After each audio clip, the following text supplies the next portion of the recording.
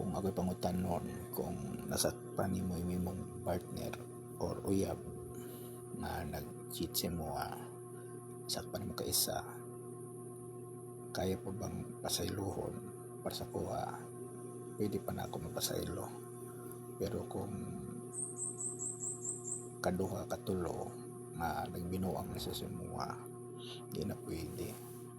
Ayaw na pakigbalik nga na sa klaseng tao kay kung gipalampas nimo siya sa una niya, buhat lang gyapon niya sa ikaduha, ikatulo, kaupat, way siguro magpadayon gyapon na nasimpag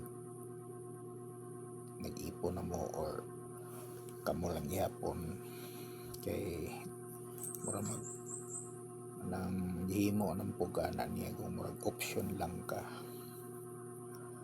ana gani. Isa pa, walay respeto sa sumuha kay nabuhat man niya na, di ba? Pwede ta mohatag og chance pero kaisa lang, pero once nga sige na niya buhaton, di na pwede. Kuan na lang pod kanang imo para sa imuha na lang kuan nang ride na lang pod ba, magbilin kag garbo gamay sa imo ang kaugalingon.